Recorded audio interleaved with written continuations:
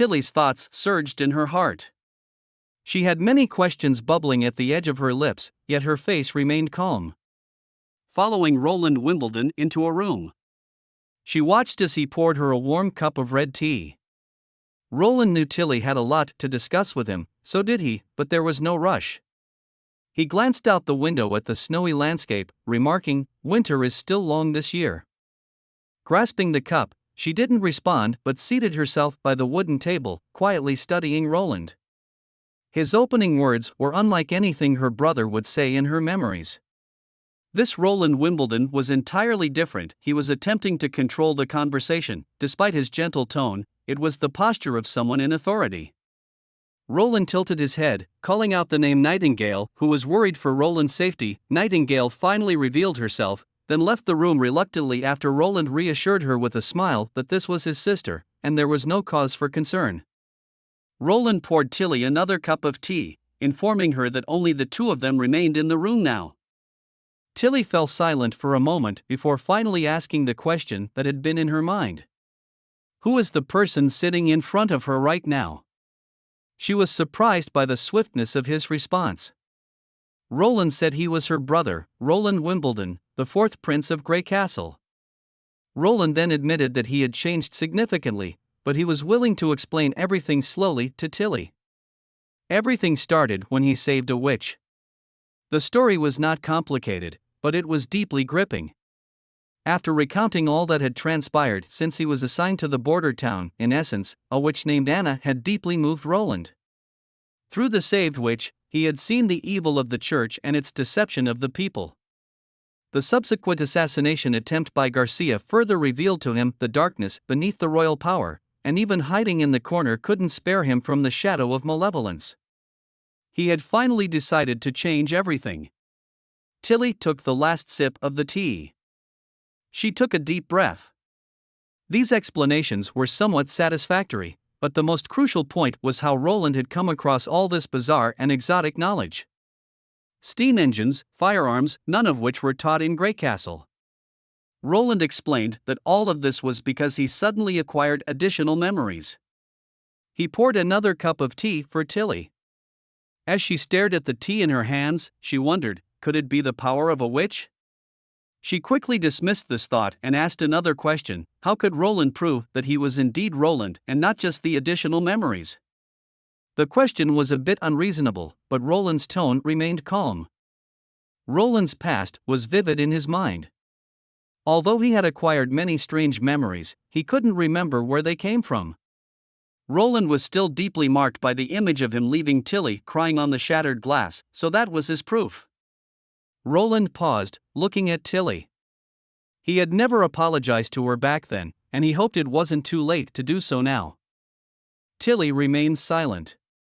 The Roland before her was neatly dressed, his demeanor sincere, as if he were recounting an indisputable fact. The current Roland was certainly much better than the wastrel prince from her memories, but Tilly still had many questions. Seeing Tilly's confusion, Roland took a sip of his tea, stating his own surprise that his sister had also become a witch and had managed to hide it from everyone in the palace. He looked at Tilly, telling her that winter was still long, and he hoped that they could gradually understand each other. This was probably the best solution for now. Tilly nodded her agreement. Roland smiled, saying, "Tilly will come to love this place." After Tilly left the office, Roland let out a sigh. Outside, heavy snow was falling, and his heart was similarly in a tumult. It was clearly stressful to keep a straight face while spinning yarns in front of a smart person, especially while maintaining an expression of sincerity throughout. Nightingale flipped onto the table, looking at Roland, asking how he felt facing his witch sister. Roland shook his head. He had felt nothing but the pressure. Nightingale had thought it would be a deeply emotional reunion, but Roland knew that his relationship with Tilly hadn't been good when they were children, and he had often bullied her. Nightingale moved closer to Roland, implying, "Roland who never spent time alone with other unfamiliar witches." Roland blushed, but thought to himself, it's because he don't want Nightingale to see him lying. He didn't respond, leaning back in his chair, telling Nightingale, "She will understand someday." Nightingale reached out and touched his lips, hoping that Roland would tell her everything in the future. By evening, a grand feast was held in the castle hall. The food was even more plentiful than usual. The newly arrived witches from Slumbering Isle salivated at the sight of the food-laden table. Those who were initially disdainful of the food in Bordertown are now flushed with embarrassment. Amidst the clinking of goblets and flickering candlelight, the feast finally ended in a harmonious and lively atmosphere. After dinner, the fireplace blazed, and Roland sat with members of the Witch Union along one side of the long table. Tilly and the Slumbering Isle witches sat on the opposite side. Macy, due to the sensitivity of her identity, simply transformed into a pigeon and perched on the chandelier above. Tilly was the first to speak. In addition to wanting to help Bordertown repel the demonic beasts, she also planned to take back the 5 witches she had previously sent. She briefly described the current situation on Slumbering Isle, problems with food and housing that they needed Leon and Honey to solve. Roland felt a headache. The First Army could handle repelling the demonic beasts, and there was almost no need for the witches to fight, except for dealing with fast and flexible mixed breeds. But when it came to construction, the role of the witches was irreplaceable. The port was not yet accessible through the mountains, the dock was only half built, and he still wanted to construct more cave dwellings. When he asked if it could be delayed a little longer, Tilly reluctantly shook her head. She had found demonic sea beasts in the water and feared that these creatures would become increasingly ferocious. Leaving earlier would be safer. With no other options, Roland made a final effort. Apart from Leon and Honey, the other 3 hadn't completed their primary education, and he didn't want them to drop out halfway. Tilly couldn't help but smile, knowing that Roland valued them highly. Seeing through Roland's thoughts, she asked how he intended to utilize their abilities. Roland gave a brief explanation about solidifying metal parts and brewing. Tilly recalled how Candle and Evelyn had initially been worried about their abilities being useless on Slumbering Isle, and they were often. Tilly didn't finish her sentence, but Roland guessed it had to do with facing discrimination, much like Rem's experience back in the Witch Association. Tilly was pleased that Roland was so keen on keeping them. She looked to Evelyn and the others, curious to hear their thoughts.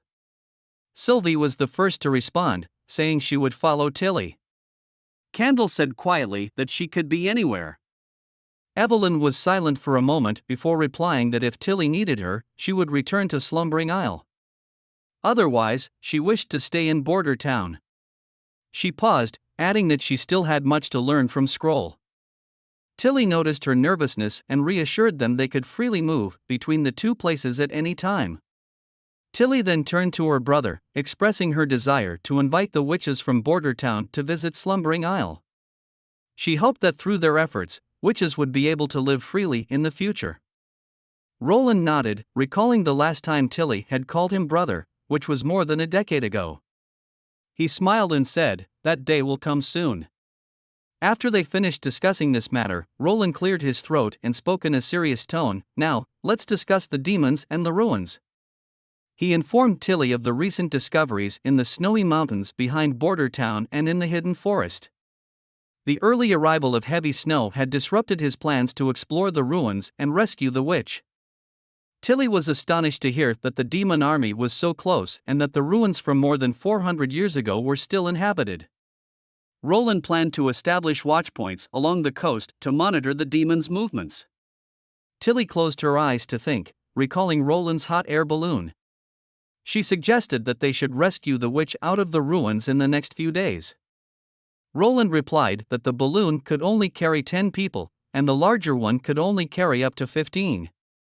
Either way, it was impossible to include the soldiers of the First Army. If they encountered demons, the witches might get hurt, and coupled with the demonic beasts in the mountains, he thought it was too dangerous. Tilly mentioned that they now had Savvy, whose invisible barrier could protect against spears, while Ash could greatly enhance their combat power. Roland hesitated. The last time he fought against demons, they suffered due to aerial disadvantage. But then, he thought of Sylvie's ability to scout, Nightingale and Ash's powerful offensive capabilities, and the double shields of Anna and Savvy to ensure the team's safety. He looked at Tilly again, asking her if she was sure about this. Tilly honestly replied, "The early arrival of the month of the demons, and the emergence of demonic beasts in the sea, have given her a bad feeling. Therefore, she must go and look for all opportunity to solve the mystery." The gray sky was filled with swirling snowflakes. Maine and Tayfun slowly climbed onto the walls of Hermes City, which had just experienced a major battle. They had never seen snow so early. Maine looked down at the demonic beasts below the city wall. According to the Holy Book, they had only about 10 years left.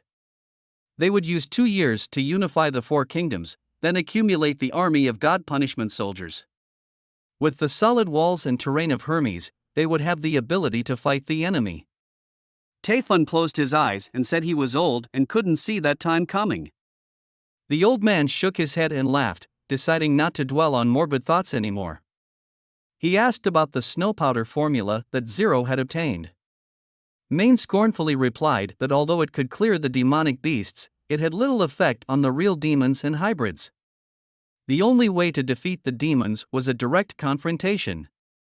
Just then, a long horn sounded from the lookout tower on the side of the city wall.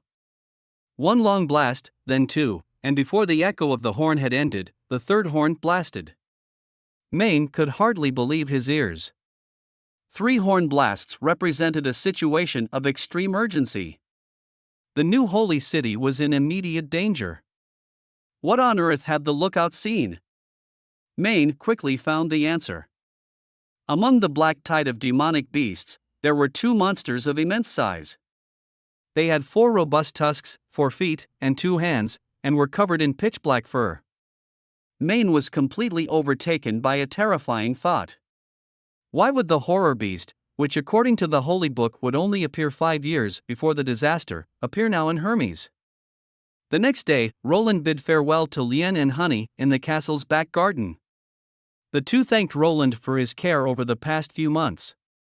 Roland also gave the 2 witches gifts. Lien was slightly stunned, thinking it was another set of lingerie, but Honey was very happy and couldn't wait to unwrap it. She pulled out a long white strip of cloth. She was somewhat disappointed, wondering why it wasn't a bra. Roland coughed twice and said it was a scarf. He stepped forward, held up the cloth strip made of pure cotton, and wrapped it around her neck. This would keep her warm. There was another gift inside, a small mirror set in a wooden box. Honey's exclamation attracted the attention of the other witches. Soon, the witches from Slumbering Isle gathered around and took turns looking at themselves in the mirror. Tilly walked to Roland's side. She commented on the convenient water supply and comfortable rooms, and how much the place had changed in just a year. Roland smiled and asked if she regretted letting the witches come to Bordertown. Tilly naturally didn't think so. She hoped that all witches could live better lives. Tilly prepared to join the rescue operation. Roland was worried about Tilly's safety, but Tilly said she could protect herself. To prove her point, she slowly lifted off the ground, her body floating in mid-air as if weightless. She then pointed her right hand at an open space, and a bright flash of lightning burst from her fingertips. Roland thought Tilly had 2 abilities.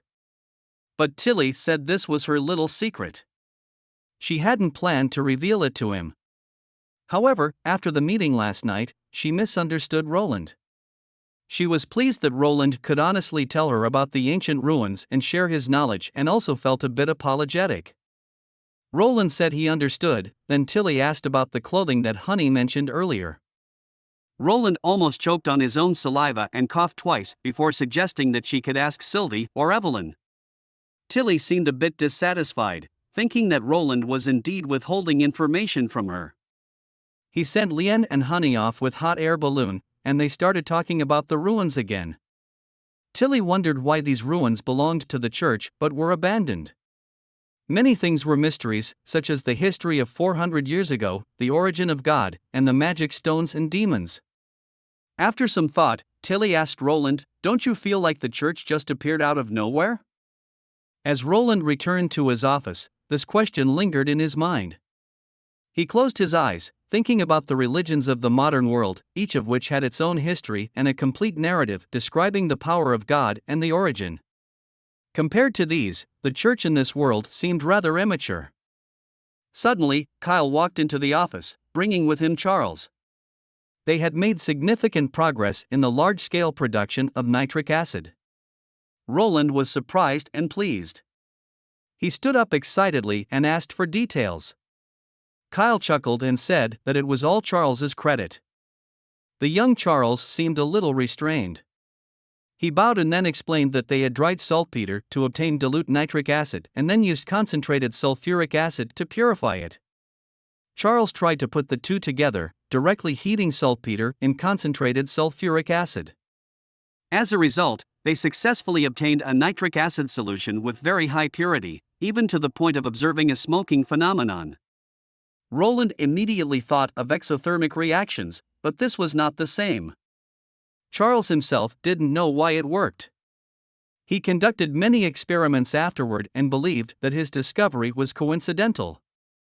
Kyle interjected, explaining that he had made some deductions according to the chemical formula, guessing that some component in saltpeter had reacted with sulfuric acid to produce nitric acid, which then evaporated when heated. Suddenly, Roland remembered that his chemistry textbook indeed mentioned that before the invention of artificial ammonia production, people used sodium nitrate or potassium nitrate to react with concentrated sulfuric acid to produce nitric acid, which was the oldest industrial method. Of course, because this method consumes a large amount of sulfuric acid and is extremely corrosive to equipment, it was soon replaced by more advanced technology. But this won't be a problem in the Bordertown. As for the strong corrosiveness of nitric acid vapor, it could be solved by psoriasis coating. Roland happily patted Charles on the shoulder. He had another task for him. He said with solemnity, now that they had a reliable source of nitric acid, the next step was to try to make a very dangerous item, nitroglycerin. Well, how dangerous, you may ask? Rapid temperature changes, shocks, impacts, and friction could all potentially cause an explosion. However, both of alchemists didn't see this as dangerous, but rather as an interesting experiment.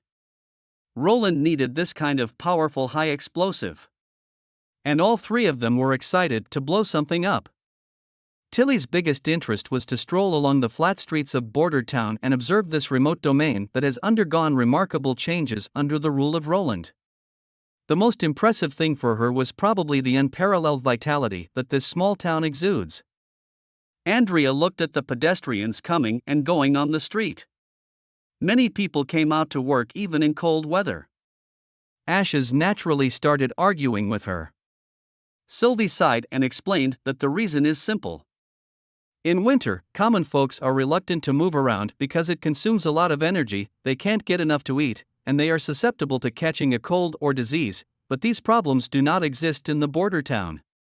Sylvie then went on to explain the operating model of Bordertown, which leads to low food prices, and everyone can have enough to eat. When Ashes heard that Roland only bought and sold grain at fixed purchase and selling prices, she regarded this as forced buying and selling. Tilly then pointed out that wheat needs to be threshed, milled, and stored, which all require costs. Sylvie continued, saying that the extra fees collected can be used as wages for those workers handling the wheat, to build new granaries, and to expand the production scale, providing new job opportunities. Suddenly, a long bell rang from the direction of the city wall, which was an alarm for the demonic beast attack. They were already impatient to show Roland the combat ability of the witches from Slumbering Isle. When the bell rang, the entire camp boiled over.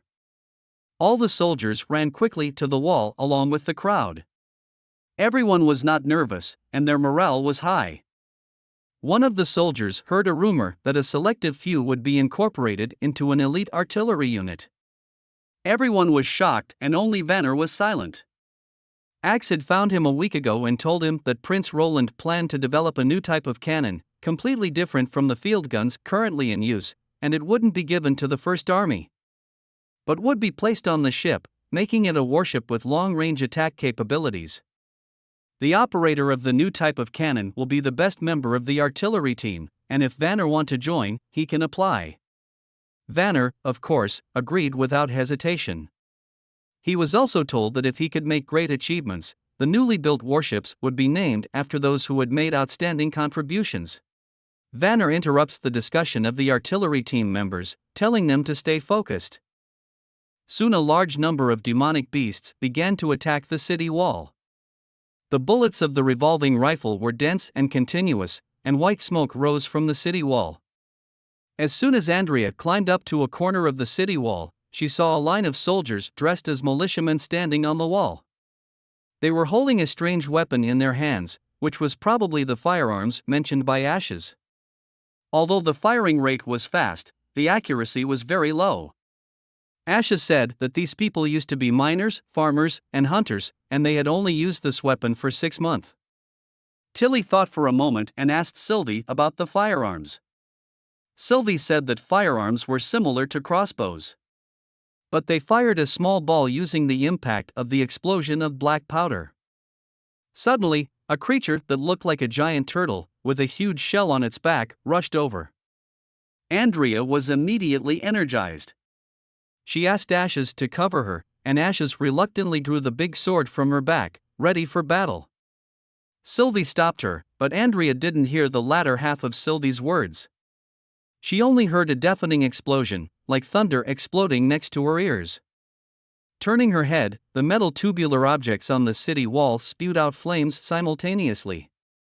The big long and hard tubes fired ammunition far beyond her arrows. The battle didn't last long and ended very quickly.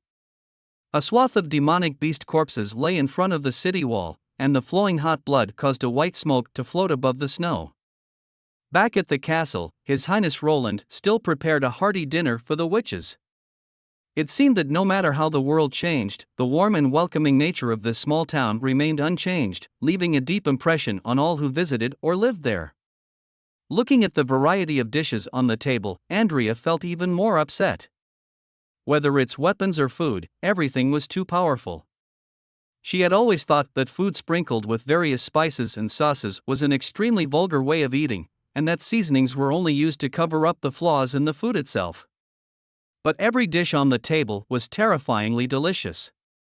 Whether it was mushrooms or what looked like ordinary vegetable soup, and most special of all, the ice cream sandwich dessert.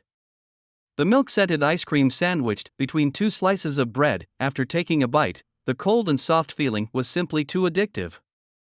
She kept telling herself that this was the last piece, the last piece. Looking at Ashes, who showed a provocative smile at her, Andrea didn't respond for the first time. On the 3rd day, with the completion of the assembly of the large hot air balloon, the day to start exploring the ruins had arrived. This time, the hot air balloon flew very low, almost scraping over the rooftops of the town. Most of the townsfolk witnessed the hot air balloon, with many stunned in place, and others cheering for His Highness Roland. Perhaps in their eyes, only the Lord of Bordertown could create such miracles. As they passed the western city wall, the soldiers of the First Army all saluted in unison, greeting Lightning and Macy in the air. Tilly looked at Lightning. It seemed that she really liked it here. Savvy sighed, saying this was the first time she had seen the Western Territory covered in heavy snow. Savvy had also lived in the Western Territory before, then sneaked on the Slumbering Isle by boat after hearing about rumors that the Slumbering Isle was harboring witches. Wendy now understood why, when the rumors of Bordertown harboring witches had spread, no witches had ever visited them. Savvy was surprised to learn that Roland had also put out messages to gather witches. Ashes came over and said smugly, indeed they were spreading messages, and that Tassa was once caught right by her. Andrea scoffed and said if Ashes hadn't met Lady Tilly, she might have gone to Bordertown long ago. Ashes replied, saying she wouldn't do anything for His Highness Roland. Andrea repeated it, replicating Ashes' voice, saying Ashes was quite proficient in saying it, calling him His Highness already, and the two started arguing again. Tilly couldn't help but smile, telling them that whether it was Slumbering Isle or Bordertown, they should stop dividing themselves. She turned around, her gaze sweeping over the many witches. Nightingale and Anna also smiled and nodded in acknowledgement. Tilly's gaze landed on Anna. If she had to choose one of them who left the deepest impression, it would probably be this woman who had a profound influence on Roland. Suddenly, Lightning looked down. When they arrived at their destination, everyone was stunned by the sight. The stone tower had disappeared, and a huge hole had appeared on the ground. Sylvie used her ability to look inside. She looked very uncomfortable. A monster resembling a maggot was moving toward the northwest, and the ruins were in its belly. What should they do next? Everyone turned their eyes to Tilly unanimously. Tilly asked if there were other things, like demons. Sylvie observed for a while and then shook her head, saying there were only some demonic beasts, but they were all in its belly and seemed to have died. Tilly thought for a moment and decisively said they would land now. Some people will stay outside, and others will follow her into the hole to kill the giant beast and retrieve the sealed witch.